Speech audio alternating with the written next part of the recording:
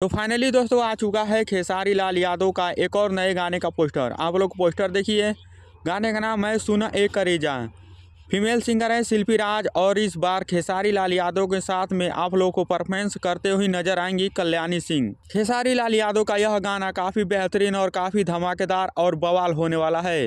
दोस्तों मैं आप लोग बता दूं, इस गाने को 20 दिसंबर को रिलीज किया जाएगा। वैसे तो खेसारी लाल यादव का लगातार गाना आ ही रहा है और आप लोग उस गाने को काफ़ी ज़्यादा प्यार भी दे रहे हैं और गाने को सपोर्ट भी कर रहे हैं, लेकिन यह गाना कुछ हट के होने वाला है, बवाल होने वाला है।